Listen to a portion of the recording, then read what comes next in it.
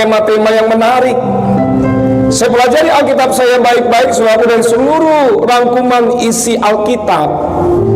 Alkitab itu harus berfokus kepada kisah kehidupan Kristus, baik itu melalui kelahirannya, baik itu mulai dari kematiannya, baik itu mulai dari kebangkitannya, penampakannya, bahkan dia naik ke surga.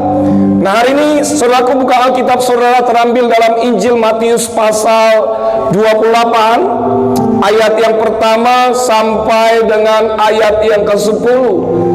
Kita akan baca secara bergantian, saudaraku. Ayat pertama, nanti saudara ayat yang kedua, lalu tiba di ayat yang ke-10, sama-sama kita baca. Yang sudah dapat katakan, wow, puji Tuhan. Kurang semangat lagi kita katakan, wow, puji Tuhan. Judul pikirnya adalah kebangkitan Yesus. Setelah hari Sabat lewat, menjelang menyingsingnya fajar pada hari pertama minggu itu, pergilah Maria Magdalena dan Maria yang lain menengok kubur itu. Surat 2.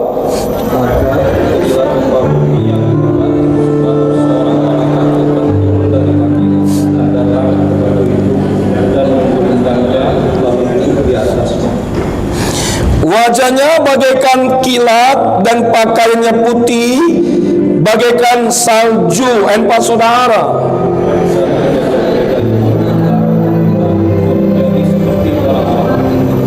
Akan tetapi malaikat itu berkata kepada perempuan-perempuan itu, janganlah kamu takut, sebab aku tahu kamu mencari Yesus yang disalibkan itu. Ayat 6 saudara.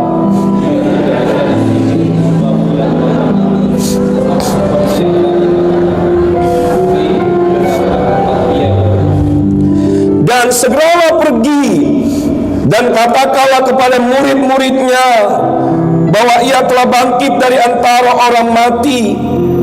Ia mendahului kamu ke Galilea. Di sana kamu akan melihat dia. Sesungguhnya aku telah mengatakannya kepadamu. Ayat 8 saudara.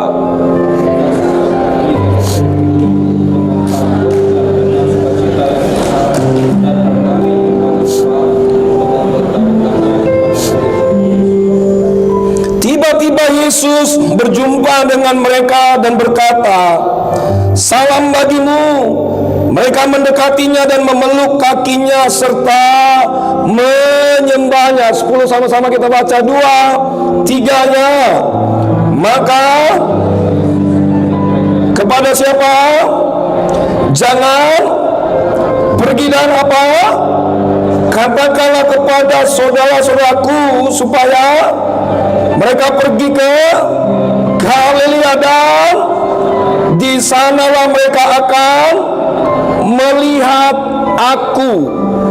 Kebangkitan Yesus Kristus merupakan salah satu pokok terpenting dan ajaran kekristenan. Kenapa demikian Bapak Ibu? Karena jika Yesus tidak bangkit, maka pokok-pokok ajaran kekristenan yang lain tidak berarti. Tahukah saudaraku Bapak Ibu yang dikasih nama Yesus, kebangkitan Yesus itu memberikan makna dari seluruh pengajaran kekristenan dan seluruh kegiatan umat Kristiani.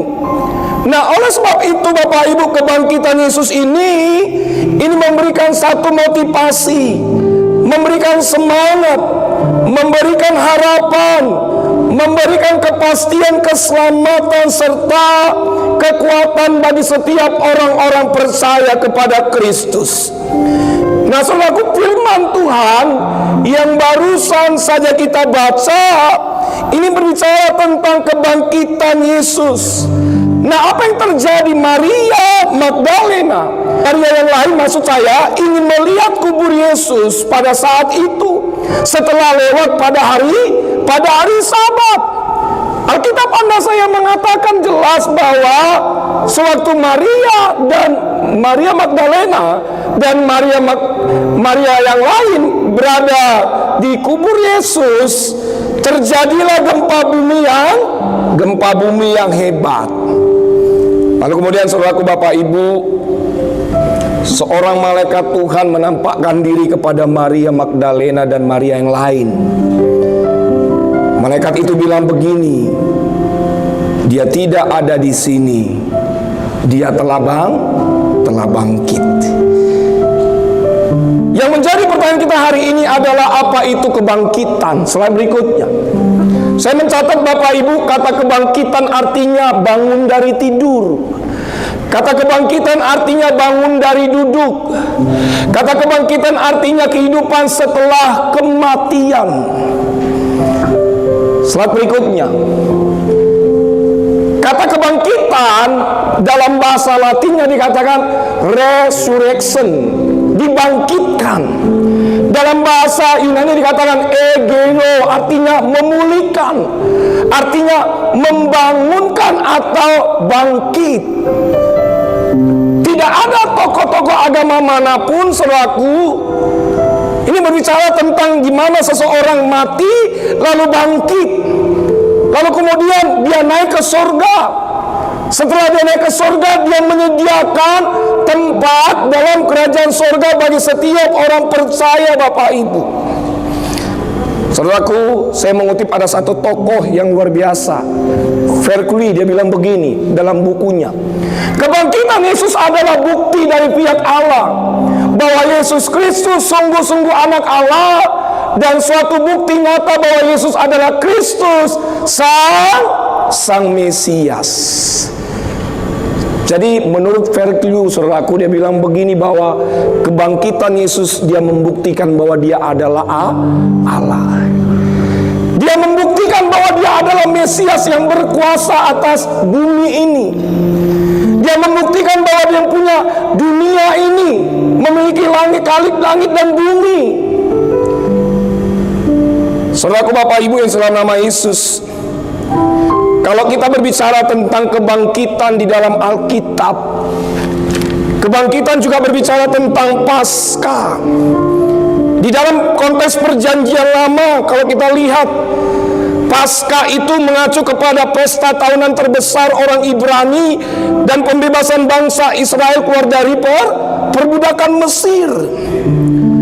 Tetapi dalam konteks perjanjian baru, kebangkitan berbicara tentang menang atas penderitaan, menang atas kematian, menang atas maut.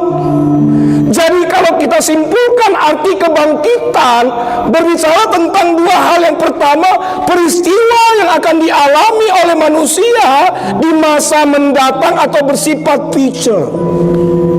Lalu kemudian kebangkitan berbicara tentang merujuk pada Yesus Kristus. Kebangkitan yang terjadi masa lampau bersifat historis yang sudah terjadi, apa yang tertulis di dalam Alkitab. Jadi Bapak Ibu yang dikasih dalam nama Yesus, Alkitab mencatat jelas bagi kita yang menerima Kristus sebagai Tuhan dan Juru Selamat, sewaktu nanti Yesus datang kembali yang kedua kali, jadi orang yang percaya kepada Kristus, yang mati, yang hidupnya benar, yang mati pasti akan mengalami yang namanya kebangkitan, lalu kemudian untuk dihakimi.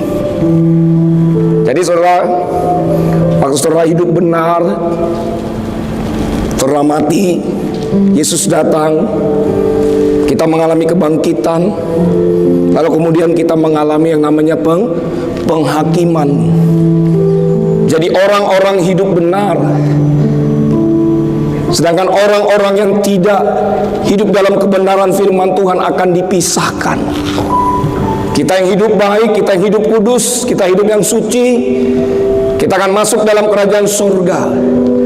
Lalu kemudian orang-orang yang berbuat dosa akan masuk dalam kepada api neraka. Oleh sebab itu, saudaraku, saya sebagai hamba Allah, perhatikan hidupmu dalam satu hari 24 jam. Bagaimana kehidupan saudara? Itu yang perlu kita renungkan pertanyaan setiap hari dalam kehidupan kita. Apakah saudara sudah hidup benar di dalam Tuhan? Apakah saudara benar-benar sungguh menjadi pelaku firman Tuhan? Waktu saudara nanti mati, waktu hidup benar, maka mengalami kebangkitan, lalu dihakimi, kita masuk dalam kerajaan surga yang kekal. Sedangkan orang yang berbuat dosa akan masuk ke dalam yang namanya api neraka. Bapak Ibu yang dikasihi dalam nama Yesus, menarik sekali kita akan pelajari ada 3 hal melalui peristiwa kisah kebangkitan Kristus ini. Kita belajar dari Injil Matius pasal 28 ini. Yang pertama ayat 8, silakan Pak. Ayat yang ke-8, mereka segera pergi dari kubur itu dengan takut dan dengan sukacita yang besar, dan berlari cepat-cepat untuk memberitahukannya kepada murid-murid Yesus. Demikian firman Tuhan. Mereka segera pergi dari kubur itu dengan takut dan dengan sukacita yang besar, dan berlari cepat-cepat untuk memberitahukan kepada murid-murid Yesus. Berarti di balik ada ketakutan Maria Magdalena dan Maria yang lain, ada sukacita besar karena Kristus telah bangkit. Jadi yang pertama, melalui peristiwa kebangkitan Yesus Kristus yang dapat kita pelajari adalah kebangkitan Yesus Kristus memberikan pengharapan adanya sukacita besar. Bilang sama saya, katakan sukacita besar. Yuk, katakan kanan kiri bilang begini, kau harus mengalami sukacita besar. Amin. Kata sukacita besar Bapak Ibu artinya ada satu kegirangan, ada satu kesukaan, ada satu kebahagiaan.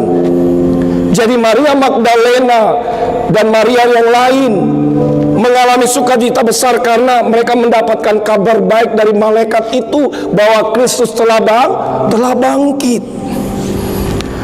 Pada saat kematian Kristus di atas kayu salib, murid-murid sedang mengalami yang namanya ketakutan. Mereka bersembunyi. Mereka dalam keadaan kekhawatiran karena guru mereka yang mereka sayangi, mereka yang sembah, ternyata bisa mati di atas kayu salib. Tapi waktu Yesus juga berpesan kepada murid-muridnya, dia bilang begini, pada hari yang ketiga aku akan bangkit. Tapi pada dasarnya saudaraku, murid-murid ini waktu Yesus mengatakan dia akan pada hari yang ketiga pasti akan bangkit, murid-murid nggak percaya. Mungkin dalam hatinya bilang beginilah, masa guru yang kita sembah mati, masa Yesus yang kita agung-agungkan bisa dikalahkan